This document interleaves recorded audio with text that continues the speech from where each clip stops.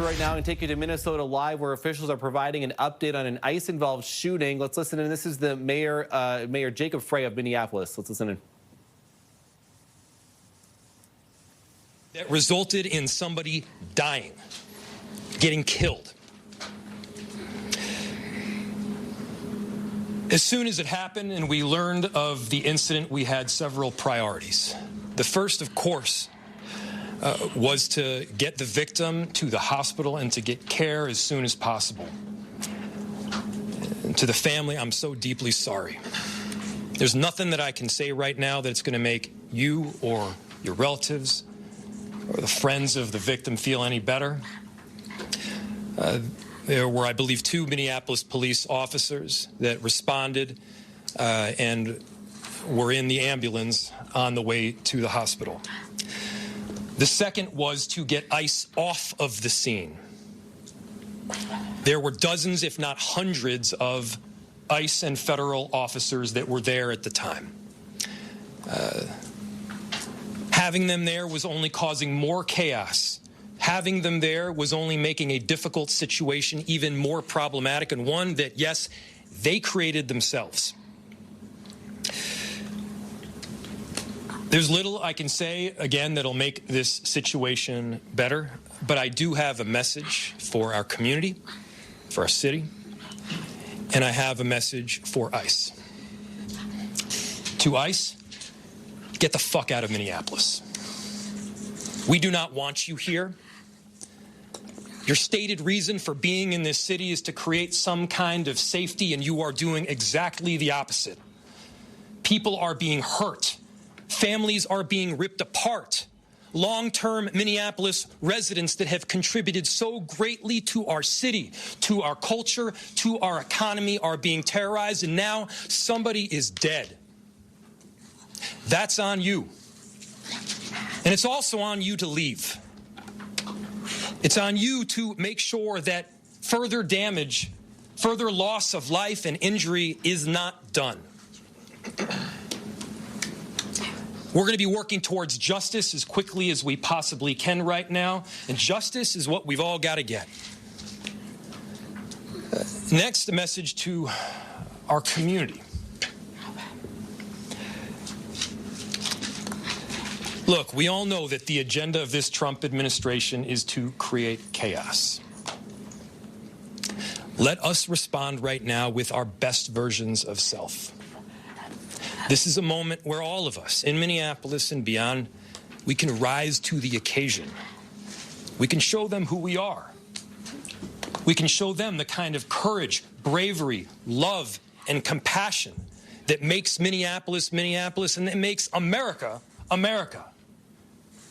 We are better than a bunch of ICE agents being deployed to cities around the country and ripping apart families and communities. We're better than that. And so we are going to meet that hate with love. We are going to meet that despair with hope. We are going to meet that injustice with constitutional justice ourselves. And we're going to make sure that in this very difficult moment, we do not take the bait that these ICE agents are trying to create and that the federal government, to be clear, wants. They want us to respond in a way that creates a military occupation in our city. They want an excuse to come in and show the kind of force that will create more chaos and more despair. Let's not let them. Let's rise to this occasion. Let's show them something far more beautiful than the kind of division that they're trying to stoke. Let's show them unity of purpose, of love, and the courage of our conviction. Our conviction, to be clear, is rock solid, and it is for our neighbors, all of our neighbors. It's for people who have lived here for 80 years. It is for new immigrants who have made this city a better place. That's the kind of love that we're going to show up with right now. If you're angry, I get it. I am too. If you're feeling that kind of despair, it's understandable. Let's show them who we can be. Let's show up with peace to march, to protest, to hug one another, to love all the way with peace. Do not give them what they want.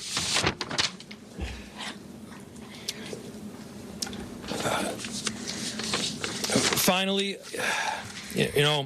we've got a lot of work that needs to happen right now to make sure that, first, of course, the scene was secured as much as possible, that we were able to get the victim, now deceased, to the hospital.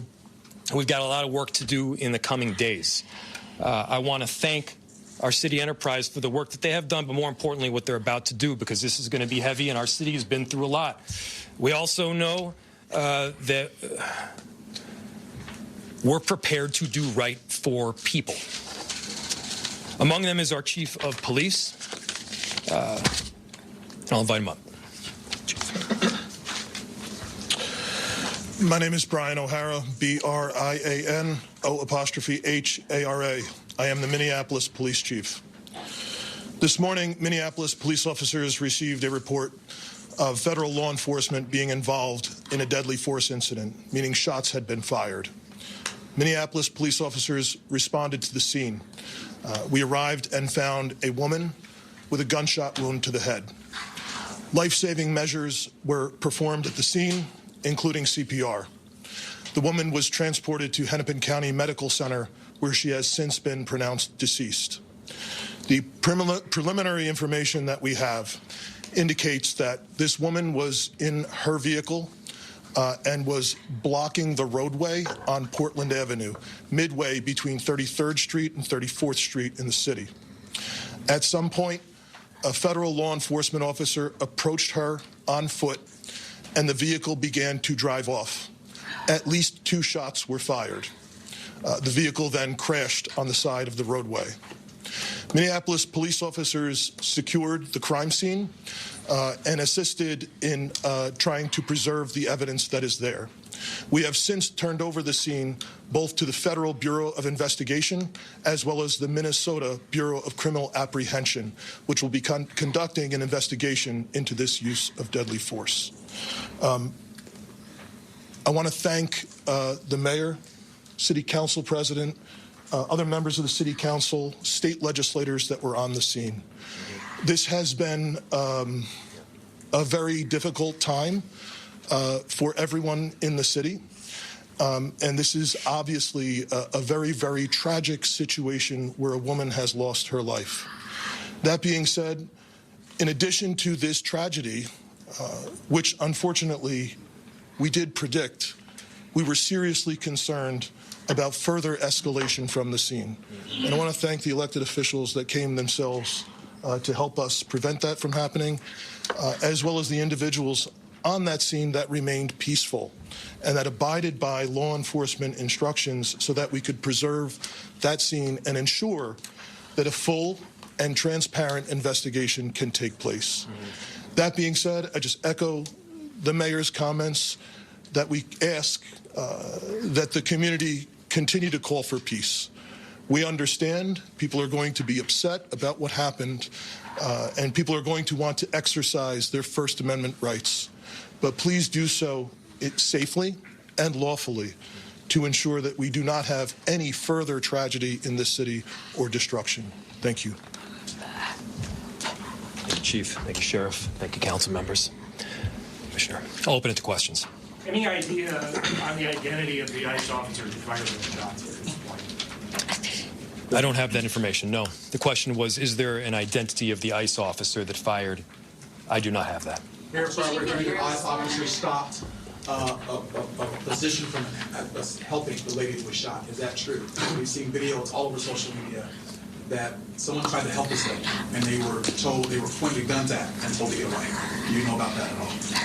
So the question was, there's information out there that people tried to help the woman that was shot, and ICE officers then pointed guns at them and told them to leave. I do not have that information. I myself saw a video of the shots being fired as the car was driving away. What I can tell you is the narrative that this was just done in self-defense is a garbage narrative. That is not true. It has no truth. And it needs to be stated very clearly, since we have already seen a video of it. I do not know as to what you're talking So, about. Mayor, she wasn't driving. Over here. She wasn't driving a car toward him, using her vehicle as a weapon. That does not appear to be the case at all. What's this?